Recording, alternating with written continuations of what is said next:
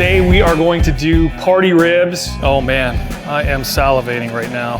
Thanks to Chillomatic, sweet name by the way, who commented in our last video suggesting that we do party ribs in the basket where you've seen us do wings, chicken, and beef kebabs. It's gonna be a little interesting because of the fact that the basket can hold on to all the seasoning, but we're gonna give it a shot anyway. Let's go do it. Basement.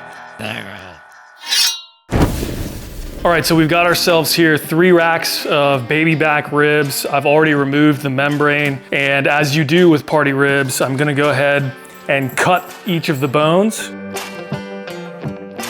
You want a good knife for this. As always, any trimmings will go on the Searwood to give to the doggies.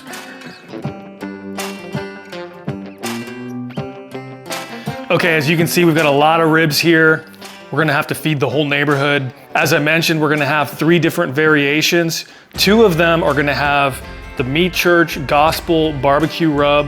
And in addition to that, they're gonna get a glaze. One of those is gonna go just on the grill and smoke like regular. The other variation is gonna go in the basket like you've seen us do with those smoke fried wings. And then the third variation is gonna be just salt and pepper, no glaze, no barbecue sauce, and we're gonna see how those come out as the control rib. So I am going to apply my mustard and I'm just gonna mix it all in. Now, what's gonna be interesting about this is that it may also help the seasoning and the mustard stick to the inside of the basket when that basket starts turning, and that's why this is a true test. I'm a little skeptical, but I did wanna try it thanks to the suggestion we had from Chillomatic 01. But also because that basket produces really, really good smoke fried wings, and let's see if it does the same thing with the ribs. Now we're gonna take a portion of these and put them in pan 1, pan 2. So we'll do the Gospel on these, and we're gonna apply this liberally.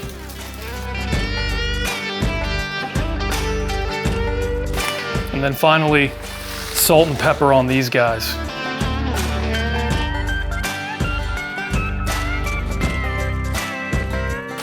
All right, so we've got our 3 batches. This one's gonna go in the basket. This one's gonna go straight on the grill. Both of these are going to get the glaze, and these are just gonna stay on the grill with no glaze or anything. We've had several occasions where we've done straight salt and pepper, and we've had a bunch of people tell us those were the best. So we're gonna do that again. If anybody wants barbecue, they can add it after the fact. So let's get these guys in the basket. A lot of times what happens when you season before you put in the basket, as it rolls, all that wire on the basket just pulls the seasoning off, and you end up with a seasoned basket and unseasoned meat, but we'll see. All right, we got this guy ready to go. We're gonna go get it mounted, get the Searwood fired up, and get this thing going. See you in a bit. Okay, we've got all the ribs on. I've got the basket mounted, and we're gonna go ahead and turn this guy on. Make sure when it flips over that the basket is secure. And because of the weight of the ribs, which is more than wings, it doesn't knock the basket open. We're gonna crank this guy up 275. So hopefully this is gonna take about 2 hours and 15 minutes tops. We'll come back in an hour and see how they're doing. Okay, so we're actually about 35 minutes in. I am gonna do a quick spritz just with apple juice just to make sure we keep these things somewhat moist. But they are looking quite good. And if you come over here, I must say they're holding on to that seasoning quite well. Some of it has gotten on the basket, as you can see there, but given the color, most of that seasoning is staying on the ribs. So I'm very happy about that. We're gonna give these all a quick spritz here. All right, so we'll be back to flip these in about 20 minutes or so, and we'll keep cooking. All right, we're just about an hour in. They're looking really, really, really good. We're gonna go ahead and do a quick flip on all of these bones. They're feeling pretty tender already. We're gonna give it a test. The folks over at ThermoPro felt sorry for me, I think. They saw me using the Chinese knockoff that I bought on Amazon, and they sent me this thing. It is super sweet. If you're right-handed or left-handed, doesn't matter. When you flip it over, the temperature flips over with you. Really nice feature. And it's called Lightning because it gets the temperature almost instantly in under a second. It has auto shut off, you don't have to worry about it. As soon as you pick it up again, it turns back on. I'm really impressed with it. So let's get a temperature here. So we're at 160 degrees on that thick one in the middle. So we're just about at 160 degrees. Now what'll be interesting to see is what's the temperature on the ones in the basket. Obviously we don't need to flip those manually because they're constantly flipping. They look absolutely beautiful, if I'm being honest. But let me go ahead and get the temperature. So interestingly, 5 degrees lower. And that could just be because and this one's actually 11 degrees lower. It could just be that they're further away from the flame underneath that bar in the Searwood. So they may have to go a little bit longer. We might wrap these up earlier than the ones in the basket. But so far, everything's looking really good. You'll find the link to this in the description. Click on it, you'll get some discounts. Thanks to ThermoPro for that. But next thing we gotta do is one more spritz, just to make sure they don't dry out right before they're done. Looking really good. I'm salivating right now. I'm thinking maybe another 15 minutes and we're gonna wrap these guys up. See you in a bit. We're in at just under 2 hours and they're all ready to be wrapped. Every single one of them, including the ones in the basket, are up into the 190s. We wanna get them to 200, 203, 205 degrees. So now's the time to wrap. I will confess that a lot of the ribs that were over here on the left-hand side, they actually cooked faster, so I pulled them a little bit earlier and just covered the tin. That's just a factor of the Weber Searwood, and it's got its hot zones on the left, hot zone on the right, and kind of not a hot zone in the middle. But we're gonna take these salt pepper ribs and stick them over here, and we're gonna take these barbecue rub ribs and put them over here. They look beautiful, I must say. I mean, look at that. I push on it, nice and tender, juice comes out. Very nice. I'm starting to think I might do this instead of full racks from now on. We'll see how pleasing they are to my local audience here. Put my hot gloves on to grab this basket and unclasp it. Always want to stay safe, you know. The basket ribs are gonna go into the third tin. They look absolutely fantastic.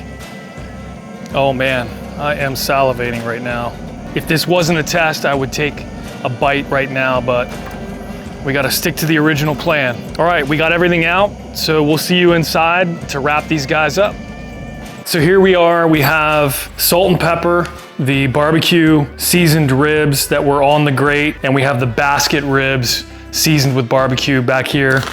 So for the salt and pepper ones, we're just gonna put butter. I'm not gonna do any glaze on these.